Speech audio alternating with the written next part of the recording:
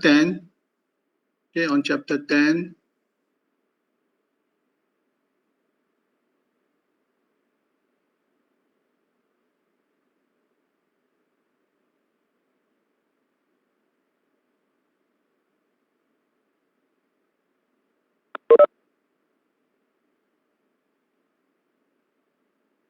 Okay, so this chapter 10, human resources, job design and work measurement.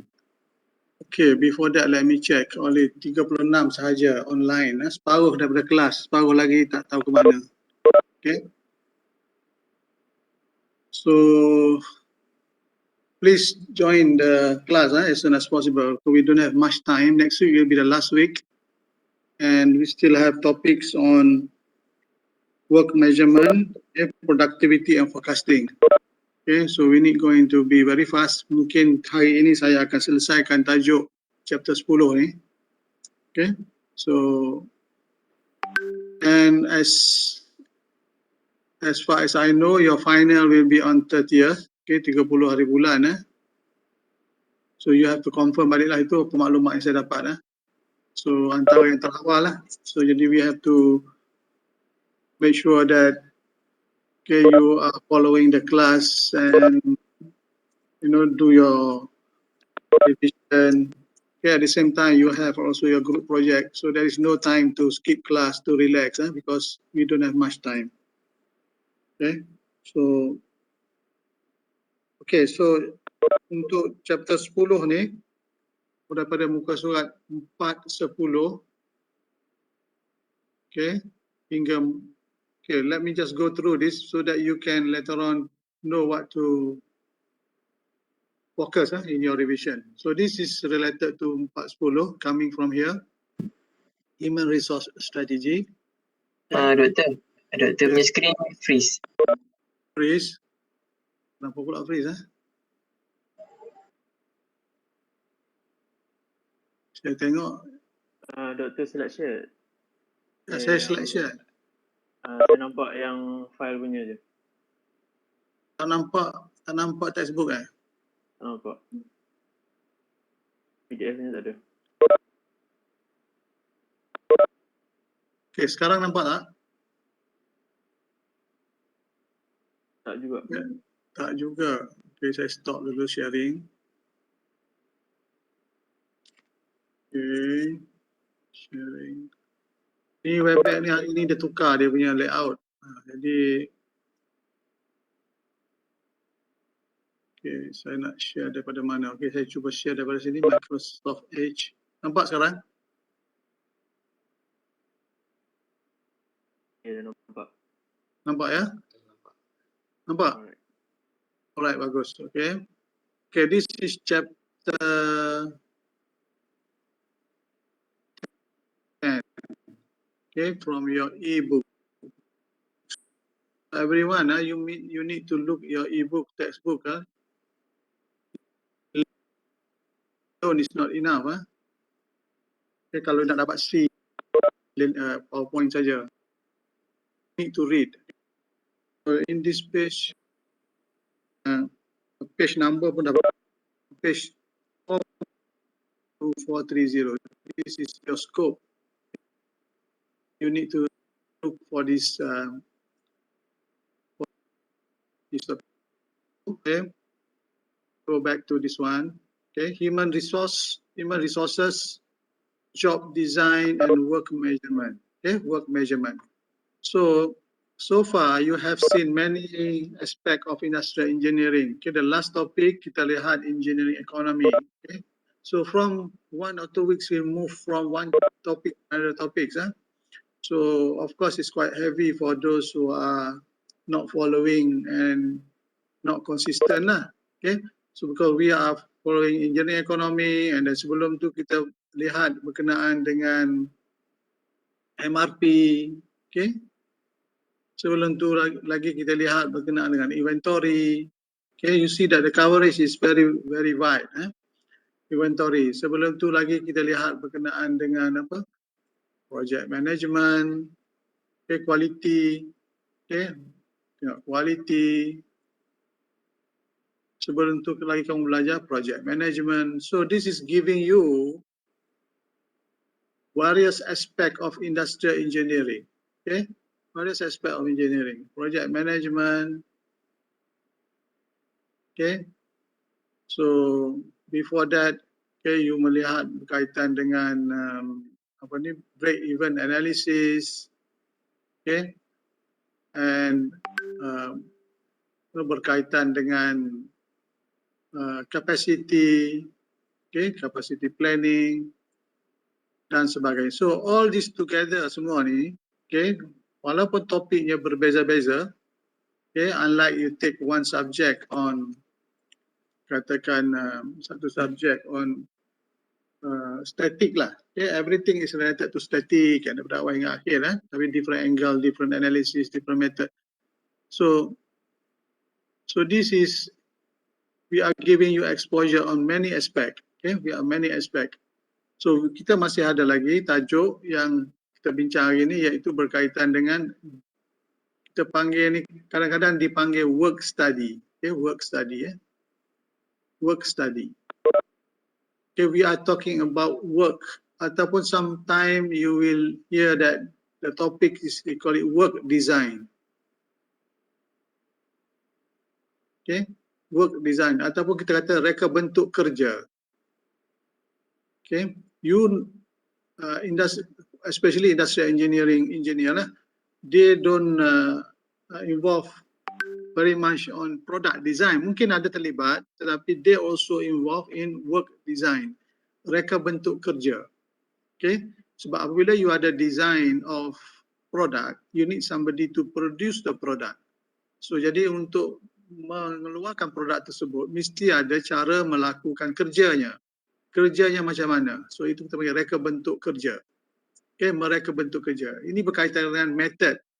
Okay, sometimes they call it method study. Cara melakukan kerja.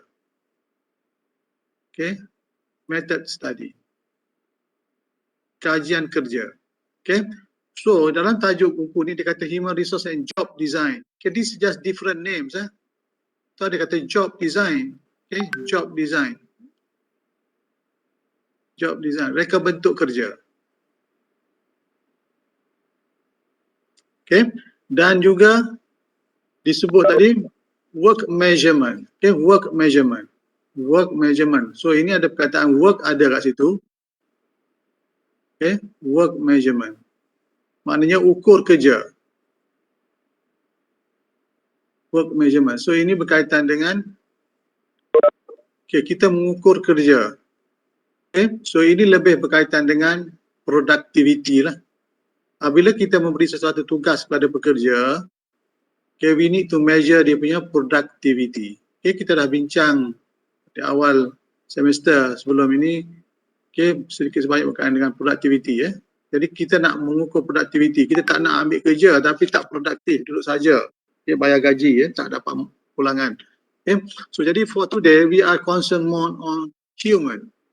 Okay, sebelum ni inventory ialah berkaitan dengan bahan. Okay, inventory berkaitan dengan bahan. Engineering ekonomi berkaitan dengan keuangan. Okay, MRP berkaitan dengan bahan. Capacity berkaitan dengan facilities, okay, mesin dan sebagainya. So tajuk 10 ini adalah berkaitan dengan human. Okay, berkaitan dengan manusia. Tak boleh elak manusia, sama ada kita suka ataupun tidak, manusia is there. Okay, kalau dalam organisasi, we call it human resource. Okay, human resource. Sumber manusia. Okay, this is actually the most important. Any organisation, okay, wujud kenapa? Kerana ada manusia untuk melakukan aktiviti-aktiviti. So dalam organisasi akan ada struktur organisasi, kena ada positionnya, ada tugasnya. Okay, biasanya bila kita mengambil sesuatu pekerja, dia akan diberi job description. Okay, job description menerangkan apa tugasnya. Katakan kamu menerima satu jawatan, okay, jurutera, katakan jurutera kualiti ataupun jurutera penyelenggaraan ataupun mechanical, kejuruteraan mechanical. Okay, kamu kena tanya mana job description, apa tugas saya.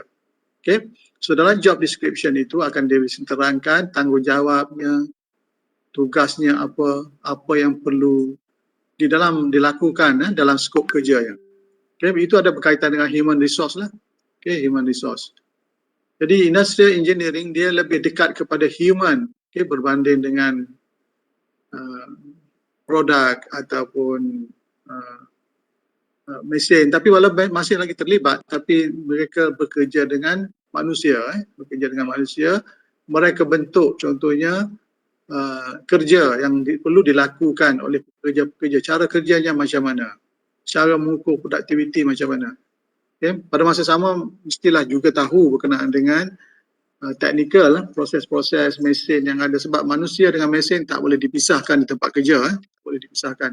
Dan juga dari segi planning, dari segi keuangan, tidak boleh dipisahkan. Tapi khususnya kalau tanya engineering lain, dia mungkin tidak memberi fokus kepada reka bentuk kerja lah. Okay. Tugas secara tradisionalnya reka bentuk kerja adalah di bawah industrial engineering. Walaupun mungkin masa kerja mungkin ada juga mekanikal pembuat, tapi secara tradisionalnya dia adalah sebenarnya tugas industrial engineering. Okay, so jadi saya nak tunjukkan muka surat 410 ni, di mana kamu kena lihat lah, maknanya 410 ni sampai 430 So 430. So di sini ada berkaitan dengan job design, okay.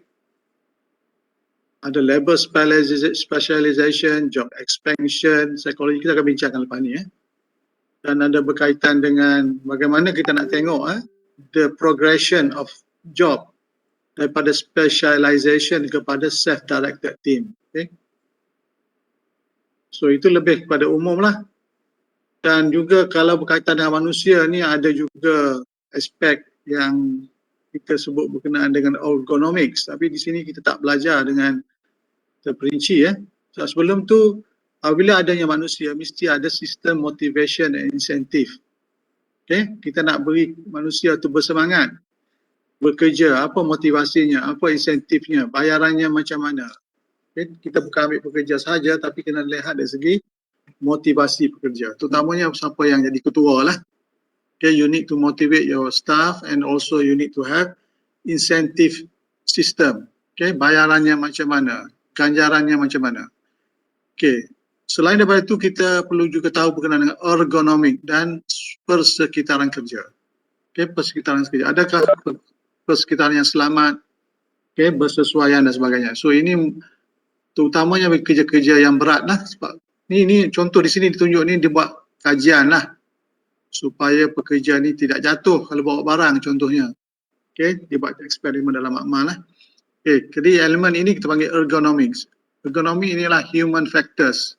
Okay, human factor. Mungkin kamu pernah dengar human ergonomics mungkin dalam kelas design. Okay, ergonomics digunakan untuk product design. Okay, kena ambil kira apakah limitation yang ada pada potential user. Okay, tapi dalam kes job design ni kita nak melihat dari segi workplace design. Workplace design. Okay, mana reka bentuk tempat kerja.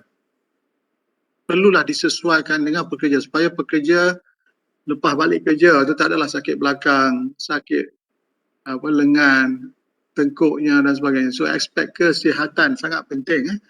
Kesihatan pekerja. Okay, kesihatan pekerja merupakan satu bidang yang dititik beratkan hari ini. Kesihatan pekerja. Pekerja perlu bekerja dalam keadaan yang selamat dan sihat dan selesa. Kesihatan pekerja. Okay. So juruterus industri perlu melihat kesihatan pekerja. Adakah kerja yang diberikan itu kerja yang selamat? Okay. Persekitarannya, bunyinya, okay, kepanasannya, suhunya, okay, gegarannya. Okay, adakah dia menyebabkan pekerja sakit dan pekerja mengalami bahaya, membahaya. So kalau dalam produk design mungkin ergonomi akan melihat aspek susunan. Okay, susunan meter, saiz tangan, sesuai tak sesuai, itu aspek ergonomi. So kita juga melihat aspek ergonomi dalam tempat kerja. Jadi ini memerlukan analisis yang kita panggil method analysis, analisa cara. Analisa cara. Saya go through overall dulu, and then we go in detail supaya you dapat overview. Okay, so ini adalah analisa cara kerja. Kita melihat bagaimana pergerakan pekerja daripada satu tempat, department ke tempat. Adakah pergerakan itu adalah pergerakan yang terbaik ataupun kita boleh ubah suai. Ini ialah kita panggil method. Okay, method study. Okay, ataupun method analysis. Kajian cara dilakukan. Okay, cara kerja. Okay, cara kerja, pergerakan pekerja. Adakah dia banyak kita panggil reverse flow ataupun dia just forward flow saja. Okay, analisa dia buat secara terperinci. Okay, ada beberapa carta yang digunakan, activity chart, operation chart. Okay, so you go very detail, termasuklah bagaimana nak menyusun alat. Contohnya nak susun, kalau restoran nak susun garfunya di mana, pisaunya di mana pun ada caranya. Okay, supaya pekerja senang cari. Nak susun barang-barang di inventory pun ada caranya. Nak letakkan barang dalam kabinet pun ada caranya. So all these are related. We call it visual workplace. Okay, the next one is we are looking at labor standard. Okay, labor standard ataupun piawai untuk pekerja lah. So pekerja perlu diberikan piawainya ataupun sometimes we call it okay, standard operating procedure. Dari segi method, SOP. Sekarang ni kan SOP SOP untuk COVID, SOP sebenarnya SOP ni adalah standard operating procedure untuk apa-apalah dalam keadaan COVID, dalam keadaan dikilang, ada melakukan tugas, kerja mesti ada SOP yang standard. Kalau tidak, lain pekerja, lain cara dia buat. Jadi kita dengar SOP untuk COVID kan, tapi sebenarnya kita pun ada SOP dalam melakukan kerja. Okay? Standard operating procedure. Dan kita juga mempunyai labor standard ataupun kita panggil standard time. Okay? Standard time. So we have standard method. Okay. We also have standard time. Standard time. Apabila melakukan tugas, metod yang diberi itu mestilah piawai, cara yang betul. Jadi tidak berlaku kemalangan, tidak berlakunya menjejaskan kesihatan. Dan pada masa yang sama kita akan tentukan berapakah masa yang sepatutnya digunakan untuk mengeluarkan sesuatu produk contohnya. Memproses sesuatu dokumen ataupun menyelesaikan satu masalah, apakah masa yang perlu diberikan. So dalam method ataupun work study ini ada standard method, ada standard time. Ya, ada standard method dan standard time. Okey, setakat itu ada soalan. So ada beberapa cara kita akan lihat kemudian how we can set standard time. Okay, so jadi okay, method-method ini kita akan go through nantilah. Saya hanya provide you overview dulu. Method untuk menetapkan standard time. So jadi page yang kena tengoklah sampai page 30 lah. Okay, 430. Okay, let me now show you the slide. Okay, saya stop sharing kat situ. Okay, let me show another sharing.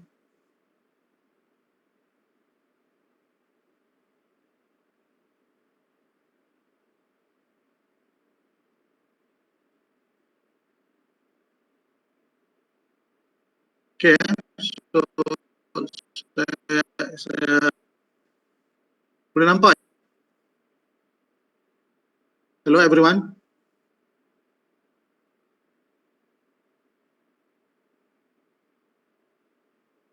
Okay, bagus. Okay, thank you Aiman.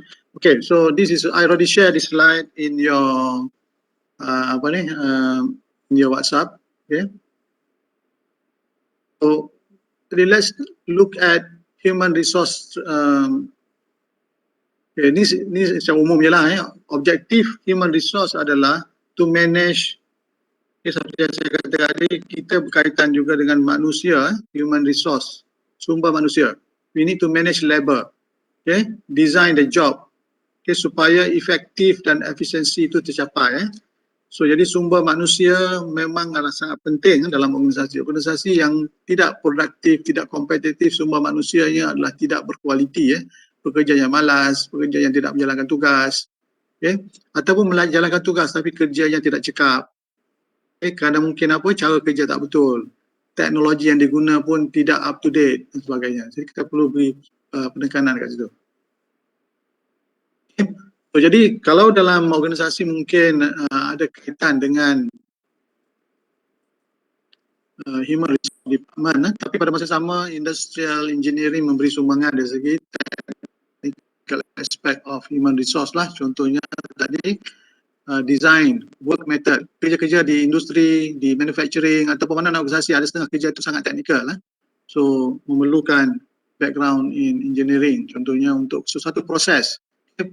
Sesuatu proses nak design kerja untuk proses SOP untuk katakan printing PCB punya assembly di kilang, nak assemblekan PCB board ataupun nak assemblekan barang elektronik, nak letak yang mana dahulu, yang mana dikemudiankan, nak susun macam mana tempat kerja. So that is apa yang berkaitan dengan job design lah ataupun work method yang kita sedang bincangkan ni. Okay, so so berkaitan dengan human resource juga berkaitan dengan jadual kerja lah. Okay, ini secara umum maknanya ada work schedule, kerja overtime, kerja flexible time. So classification of work. Let me show you this one dulu, job design based on Rajah ini. Okay, Rajah ini, mungkin Rajah. Kita nak tunjuk Rajah ini yang lebih senang kita nampak.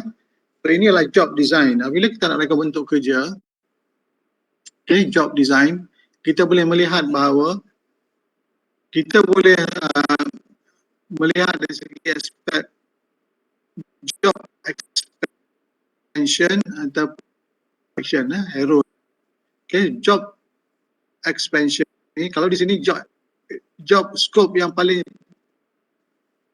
sedikit sini kita specialization lah, dia tapi scope-nya sangat. Okay. Contoh dia macam ni.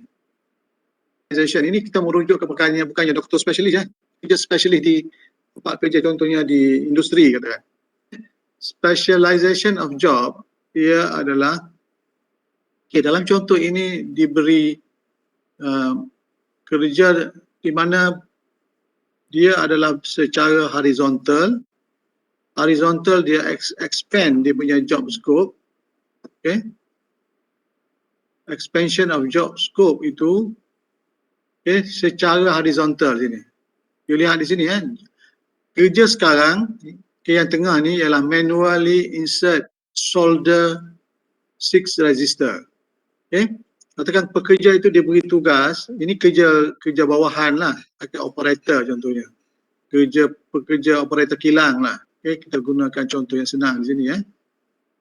Okay, tugasnya adalah memasang, insert solder resistor. Mungkin kita beri satu board elektronik. Okay, kita kata kita ada beberapa resistor yang perlu dipasangkan pada board PCB ni.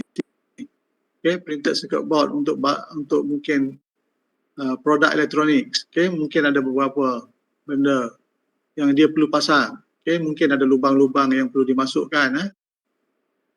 Mana kerja dia hari-hari buat kerja ni. Okay, present job, kerja masa sekarang, ambil ni letak sini, ambil ni letak sini, ambil ni letak sini. Mudah kan?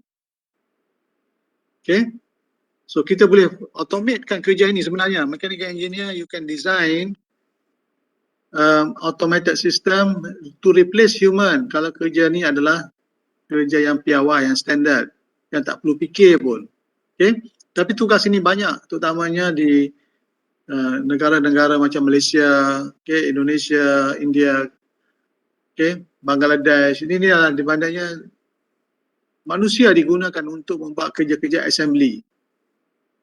Kalau di negara macam Jerman, kerja-kerja ni dibuat oleh robot lah. Robot. Kerana labor cost ataupun cost untuk bayar gaji bekerja mahal di sana. So ini kita panggil manual activity, dan dari segi keperluan kemahirannya adalah tidak perlu tinggi Mungkin belajar sekolah rendah pun dah boleh buat kerja macam ni. Boleh baca label pun dah cukup lah. Kalau kita expandkan kerja ni, kita panggil job enlargement. Job enlargement. Job enlargement ni data ni job enlargement, kita enlargekan, kita besarkan. Selain dia buat insert, kita suruh dia juga lekatkan label. Dia kata okey, letakkan label. Okey, selepas you masuk ni letakkan label. Okey, label tu mungkin nak tetap letakkan label produk model 1. Contohnya. So kita tugas dia letak label saja. Okay, so mana kerja itu di-enlarge, okay, dibesarkan skopnya. Tapi kemahiran dia tidak meningkat, hanya letak label saja. Dan satu lagi kita kata, okay, selain you letak label, you boleh tak buat log printed circuit board into fixture. Buka PCB ni, letakkan pada station dan seterusnya. Jadi ini pun kita panggil job enlargement. Skop kerjanya meningkat. Okay, so mungkin pekerja buat kerja ni setahun, 2 tahun, okay, mungkin okey lagi 3 tahun dia kata boring lah kerja ni. Okay. So kita perlu memikirkan kerja macam ni boring. Buat kerja sama hari-hari buat kerja sama. Tugasnya insert resistor, letak label, pass kepada next session. Okay. Itu job enlargement. Okay. Untuk menjadikan kerja itu interesting, kita panggil job enrichment. Okay. Di mana pekerja akan mendapat kemahiran baru. Okay. Kita panggil job enrichment. Enrich, kita memperkayakan tugas tersebut. Enrichment. Okay, job enrichment. Okay, selain dia buat tanpa label, dia buat manual insert, ini kita kata, okay, you also involved in job planning. Okay, suruh dia merancang sekali. Okay, panggil dia dalam meeting supaya dia merancang pengeluaran contohnya. Buat planning. Okay, so minta dia involve sekali dalam problem solving contohnya. Okay, dalam menyelesaikan masalah kualiti katakan. So jadi ini kita panggil job enrichment. So nak join job enrichment mesti kemahiran dia meningkat lah. Kemahiran dia meningkat secara vertikal lah. So dia punya skill pun meningkat. Bukannya hari-hari pasang resistor ke lubang PCB saja. Skill kemahiran dia meningkat. Kemahiran apa? Kemahiran berkomunikasi, kemahiran merancang, kemahiran membuat laporan. Jadi pekerja pun rasa mereka dinilai, dihargai lah apa penglibatan dalam membuat keputusan untuk improvement. Okay? Dan juga kita boleh juga enlarge dia kepada selain dia sambung, dia buat juga testing. Okay, testing ni memerlukan dia belajar nak gunakan mesin testing. Okay, dia kena belajar mesin. Dia pun rasa dihargai. Kenapa? Tugas dia sekarang bukan yang buat benda yang tak perlu fikir, tapi sekarang dia kena fikir sikit. Okay, hantar training buat testing. Okay, itu kita panggil job enrichment. Okay, ini apa yang ditunjukkan oleh raja ini. So apabila kita buat job enrichment, pekerja akan jadi lebih gembira dalam tugasnya sebab kemahiran baru dan lebih mencabar. Kerana manusia ni perlu dicabar, tak boleh buat kerja yang sama. Dia boring. Okay? So apabila kita tingkatkan lagi kualiti kerjanya, self direction ni maknanya kita berikan kebebasan. Kita beri empowerment. Sekarang ni kita beri empowerment. Kita beri dia buat keputusan pula. Okay, dia boleh buat keputusan. Okay, sama ada nak membeli ataupun untuk membuat pesanan. Mereka boleh buat keputusan untuk merancang produk mana nak buat dahulu, penjadualan dan sebagainya. Itu kita panggil empowerment. Okay, kita memberi kuasa kepada dia. Okay.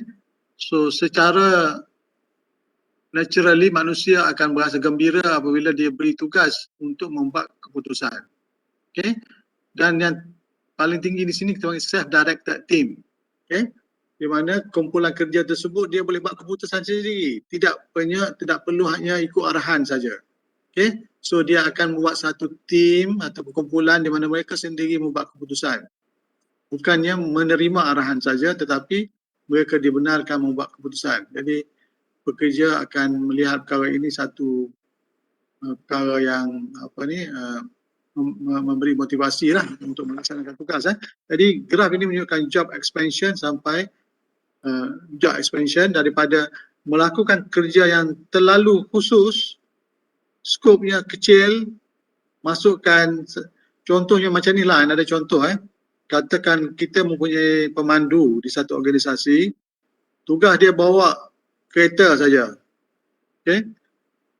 Tugas kereta, kalau kereta tu kotor, okay, bukan tugas dia, bukan tugas dia nak basuh. Dia kata tugas saya adalah bawa kereta saya.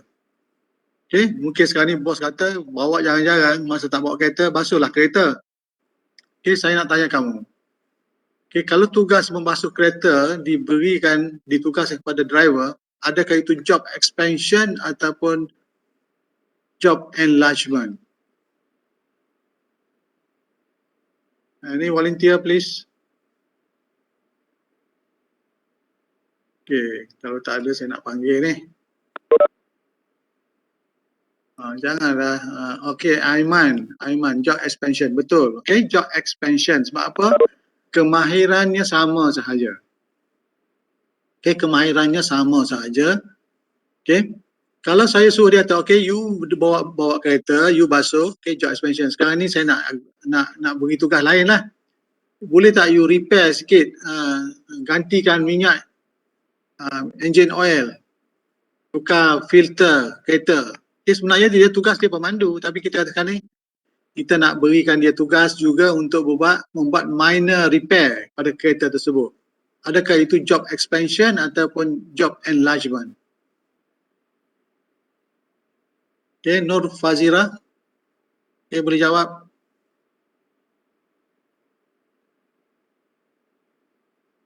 Okay, Tanis dah jawab. Okay, Nur Fazira ada? Tak dengar ni. Ada ke tak ada ni? Nama ada. Orangnya ada tak? Okay, Nur Akilah.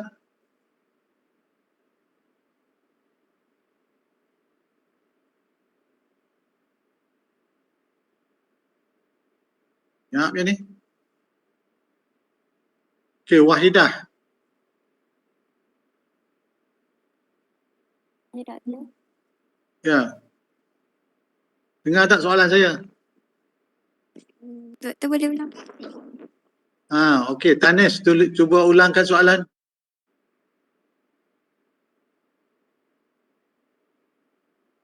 Kalau seorang pemandu itu Sorry tak dengar. Tak dengar, saya dengar. Kenapa you? kalau Mic tak ada, seorang pemandu itu tugaskan untuk membaiki kenderaan, adakah dia job enlargement atau enrichment?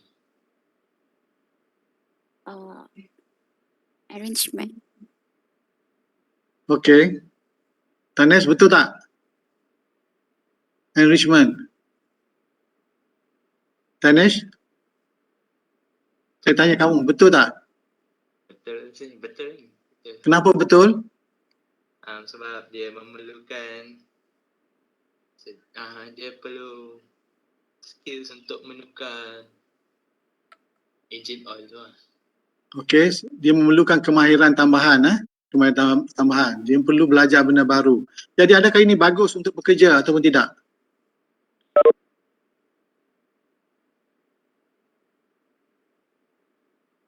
Okey. Alia, kenapa bagus? Bagus je sebab boleh tambah skills. Boleh tambah skill, kemahiran pun bagus. Jadi maknanya kalau dia pencen nanti bolehlah buka bengkel. Bukan boleh bawa kereta saja kan? Betul. Okey, so itu kita panggil job enrichment. Okey, job enrichment. Okey, makna kemahiran bertambah, dia mempunyai kemahiran yang lebih. Kecuali orang yang malas lah. Orang yang malas dia kata, ini bukan tugas saya bawa kereta je. Basuh pun tak nak, tukar minyak hitam pun tak nak. Itu kita buang lah dia, ambil orang lain lah.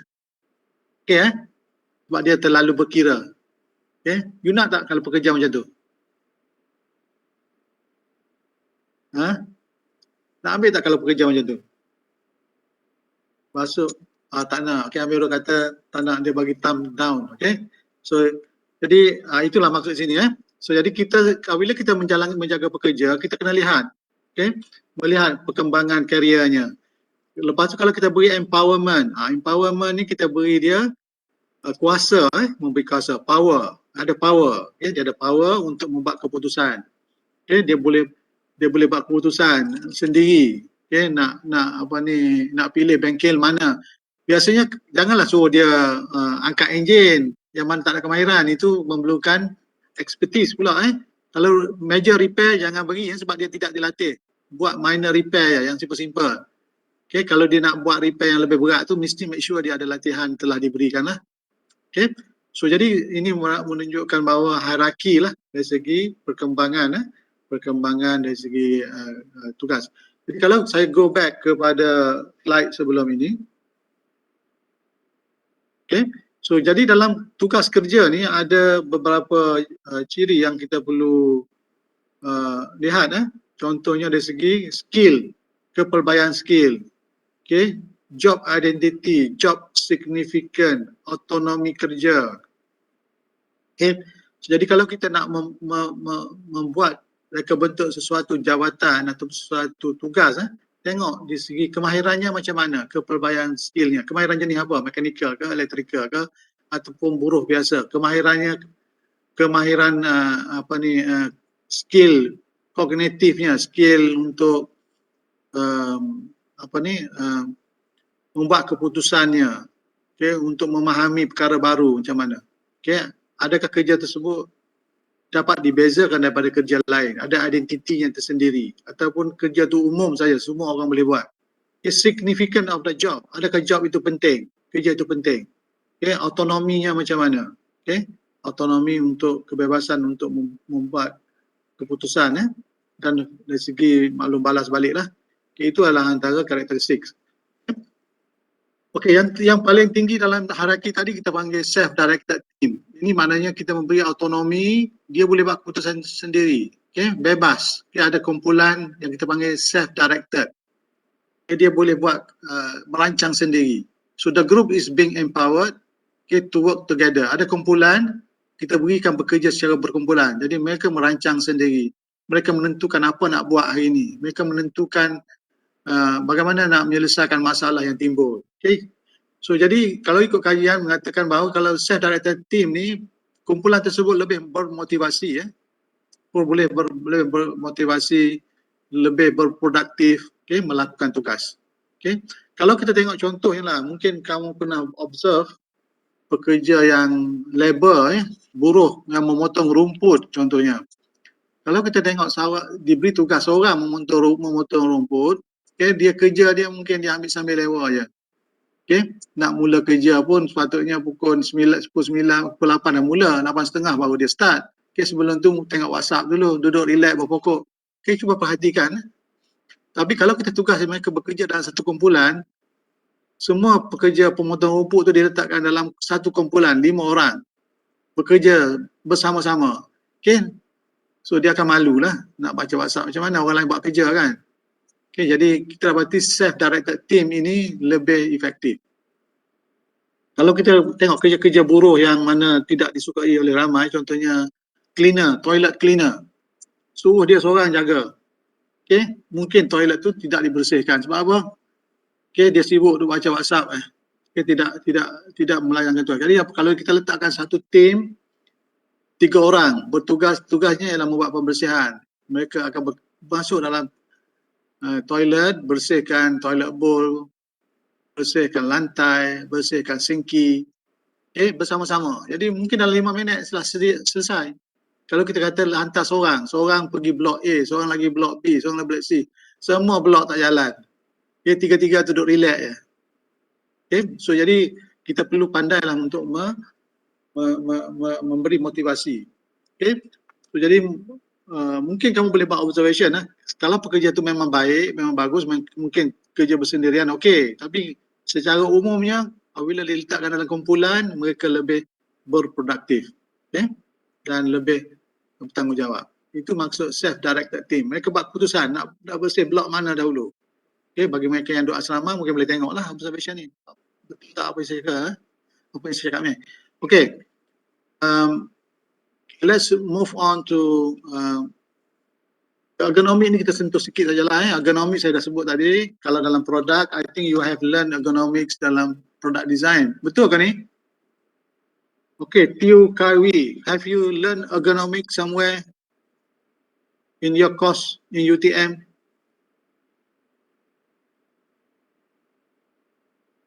Tiu?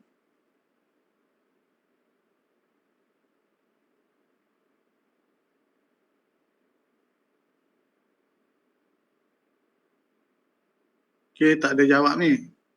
Okay, Samuel. Have you heard about ergonomics before? Yes.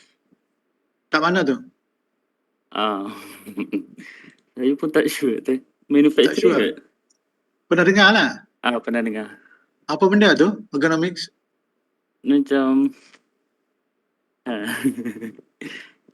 satu produk, bukan, maksudnya macam kalau in terms of product dia dia ada banyak kebolehan kot. Maksudnya kebolehan apa tu? Maksudnya ada kualiti. Ada kualiti jauh lagi ni tak clear ni. Nuraisyah Balqis, what is ergonomic? Pernah dengar tak? Pernah. Kat mana guna ergonomic? Saya rasa lah dia macam selesa macam ni. Selesa, betul lah tu, selesa. Okay, selesa, keselesaan, comfort.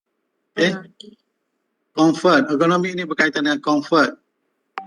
Okay, kalau you nak design produk, make sure produk itu tersebut apabila dipakai selesa, comfort.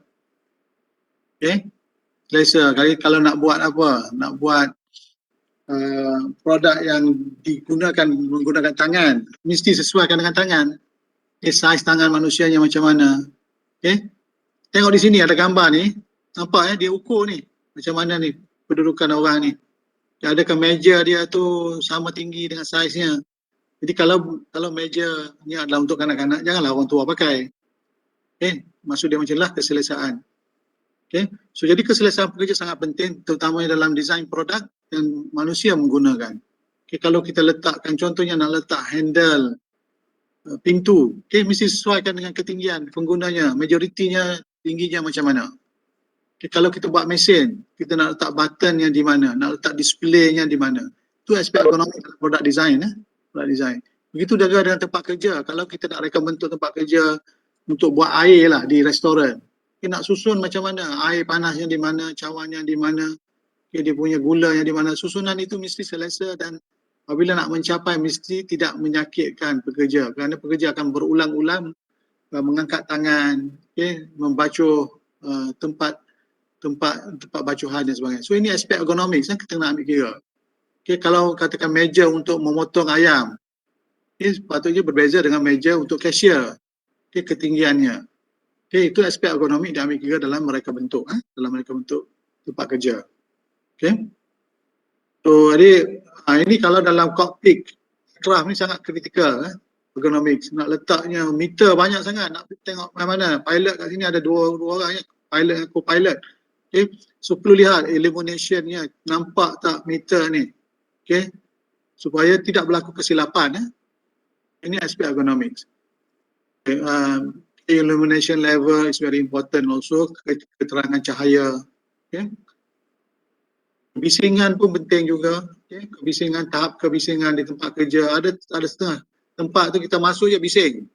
Okay. So kebisingan ini menyebabkan jangka masa yang panjang, menyebabkan pekerja mungkin jadi masalah pendengaran. Okay. Jadi kita perlu lihat tahap pendengaran manakah yang selamat bagi kerja. Okay. Itulah aspek kita panggil environmental ergonomics. Tahap kepanasan, pekerja-pekerja tengah panas. Berapa lama yang dibenarkan mereka terdedah kepada kepanasan.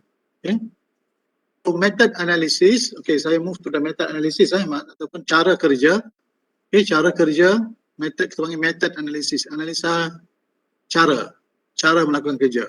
So kita boleh melihat pergerakan, okay, movement of individu ataupun material, pergerakan pekerja ataupun bahan. Kita boleh gunakan flow diagram. Okay.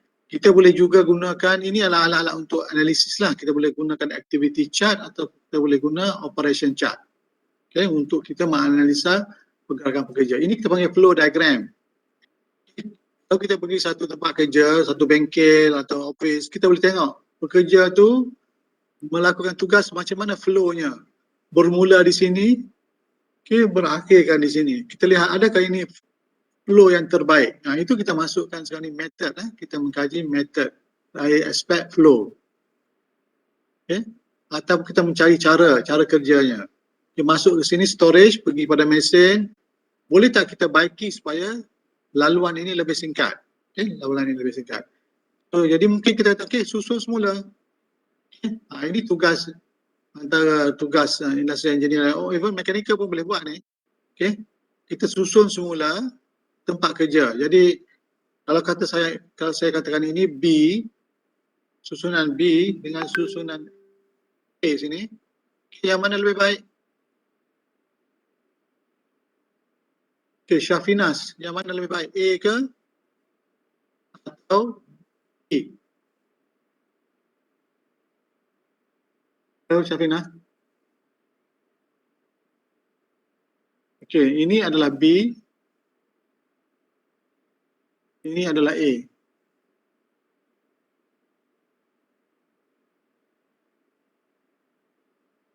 Syafinas jawab.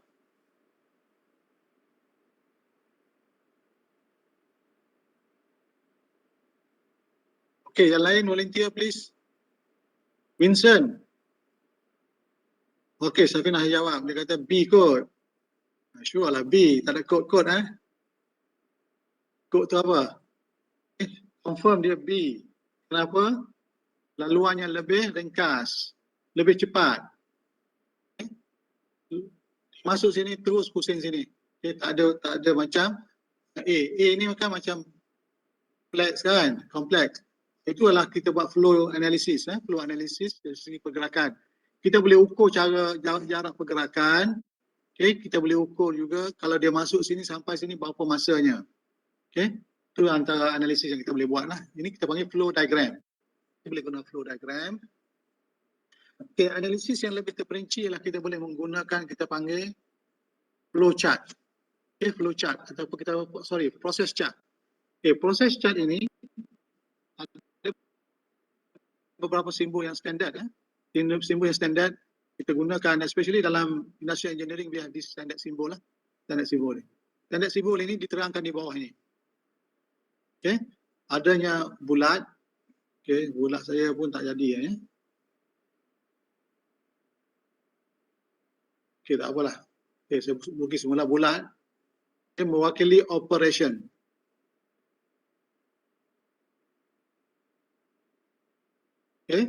Ada anak panah macam ni mewakili transportation. Maknanya pergerakan lah.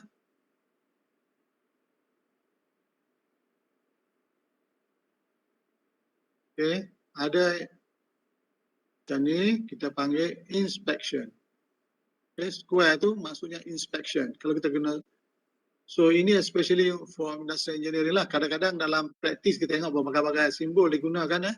Tapi secara defaultnya dia mewakili inspection macam tu. Ini delay. Maknanya kelewatan lah. Contohnya kalau kita membuat penghantaran berlakunya gangguan, tak boleh proceed.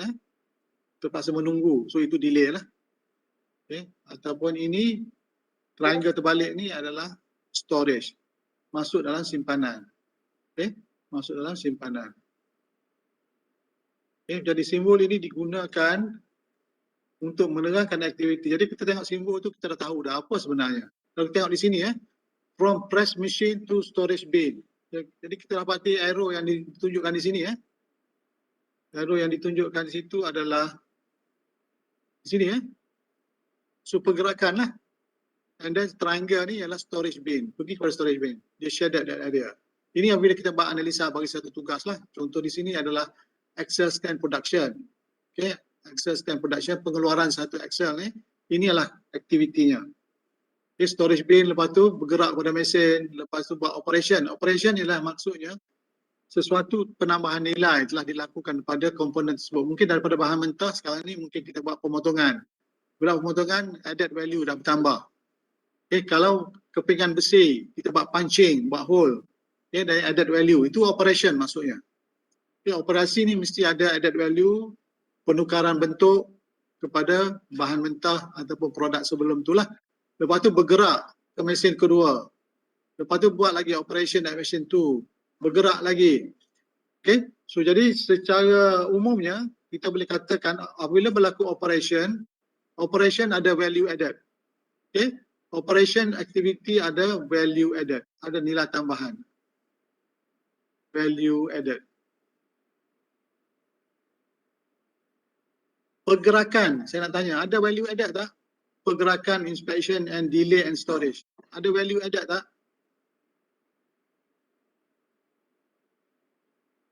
Okey, Syafiq. Ada value added tak? Pergerakan.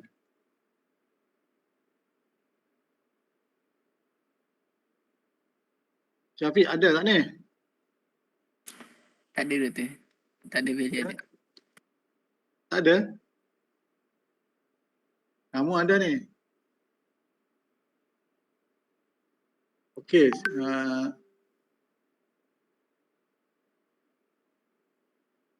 Okey, tak ada maksudnya tak ada value added lah. Okey, Syafiq, betul lah? Bukan kamu tak ada value added, betul? Syafiq? Ya Doktor. Okey. Kenapa tak ada value added? Tak ada nilai tambahan kalau pergerakan?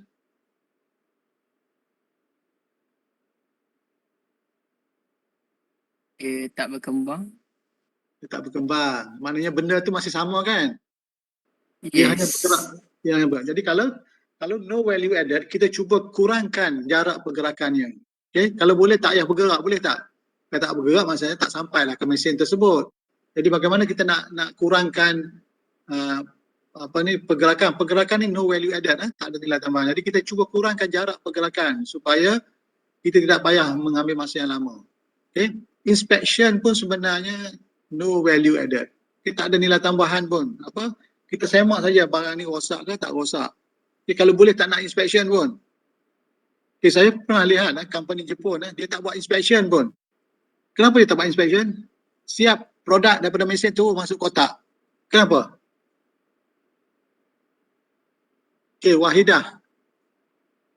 Kenapa macam tu? Kita buat inspection. Produk tu lepas mesin dah keluar, dia tu masuk dalam kotak, tak ada inspection. Kita kat Malaysia ni banyak sangat buat inspection. Setiap stesen buat inspection. Kenapa Okey, Akilah kata sebab dia yakin barang dia baru. Betul, sebab mereka telah memastikan mesin dia tak rosak. Dia pastikan setting dia dah betul, pekerja dia pun mahir. Kita banyak buat inspection sebab apa? Kita tak percaya pekerja kita tu boleh buat kerja betul. Dah buat inspection, orang lain pula buat inspection kat atas kerja dia. Okay, ini membuatkan kos pengeluaran kita tinggi. Okay, kita membuat banyak inspection tapi tak ada penambahan nilai. Tapi menyebabkan kos kita tinggi lah. Sebab apa? Tak yakin. Kita tak yakin. Kata buat inspection nanti pekerja pula ataupun pembeli akan komplain. Produk rosak. Jadi inspection itu mengasingkan yang mana baik, yang mana tidak baik. Kalau kita telah yakin bahawa proses kita adalah baik, tak ada kerosakan, jadi kita tak perlu buat inspection pun. Okay? Tak payah inspection pun. Jadi inspection delay pun kita perlu elakkan dan storage ni tak boleh elak lah sebelum kita buat penghantaran. Tapi the best is kalau boleh siap tu terus hantar pada customer. Jangan simpan-simpan lagi sebab kita tahu dalam inventory kos menyimpan tu tinggi. Okay, sama juga kita kalau kita beli barang, jangan masuk dalam store, terus hantar ke production line.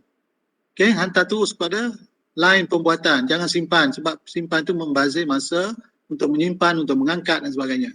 So itu keluar yang konsep kita panggil just in time. Kita beli tu sampai tu masuk production line. Guna terus. Okay, sebab masa pun sudah habis. Saya ingat itu saja untuk hari ini. Sebelum saya selesaikan ataupun exit hari ini, boleh somebody summarize apa yang kita belajar hari ini? Okay, Alia Akila. Okay, what you have learned today? Alia? Saya Doktor. Yeah, what you learned today? Mula-mula tadi Doktor bagi overview chapter ni pasal apa. Okay. Lepas tu yang saya ingat pasal job design tadi. Yang Doktor bagi contoh pasal driver tu. So Okay. saya faham lah ada stage dia, specialization, enlargement, enrichment, semua-semua tu.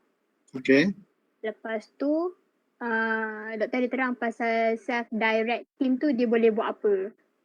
Okay. Dia boleh merancang sendiri. Alright. Okay, lepas tu pasal ergonomi. Ergonomi tu pasal comfort and and selesa. Macam contohnya pasal pilot tu, kat mana position barang dalam tu untuk dia comfort. Tu Yang je tak lah. buat silap. Okay, lagi? Lepas tu pasal flow diagram antara A dengan B, jadinya A tu nampak macam lagi complicated, lepas tu dia punya masa dia panjang. Okay, B tu macam lagi simple. okay. Lepas tu masa dia ringkas. Okay, lepas tu baru masuk last sekali pasal proses chart tu. Alright. Yang ada value added ke tak. Macam tu. Okay, bagus. So basically you dah terang semua lah apa yang saya cakap tadi. Okay. Okay. Jadi itu saja untuk hari ini. Jadi saya minta kita next week lah, dah final week minggu terakhir. So saya sebenarnya merancang sebab kita sekarang ni one week behind schedule sebenarnya. Boleh tak ada masa free tak? Sometime end of this weekend ataupun early next week. We need at least 2 hours untuk ganti yang mana-mana yang tertinggal. Hello everyone. Mungkin nanti cadangkan dalam WhatsApp group lah. Okay. Ataupun banyak sangat exam minggu ni. Alright, so kita bincang nanti dalam WhatsApp group lah Okay, bila masa sesuai kita nak ganti. Jadi saya minta juga kamu teruskan buat group project sebab next week dah minggu yang terakhir nanti kita akan minta setiap group memberi laporan kepada kelas apa progresnya, dan saya juga merancang mungkin submission of the group project itu adalah dalam bentuk laporan, dan juga kamu kena buat recorded presentation lah dalam about 10 minit nanti kita akan bagikan hantar ke sama ada YouTube ataupun you hantar kepada Google Drive atau sebagainya macam mana lah. Kita akan buat just a simple mungkin 5 minute every group for the progress. Okay, yang mana sempat, yang mana mungkin kalau yang tak mungkin tak dapat semua present. Okay, so jadi yang complete presentation tu saya minta hantarkan dalam bentuk recorded lah. Okay, unless you agree to set one time, semua boleh hadir ataupun majority boleh hadir, kita akan buat secara live lah, tak perlu record. Itu sebenarnya lebih menjimatkan masa sebenarnya. Untuk kamu tak perlu prepare record dan sebagainya kan. So that one kita finalisekan next week lah. Okay, itu saja untuk hari ini. Okay, Assalamualaikum warahmatullahi wabarakatuh.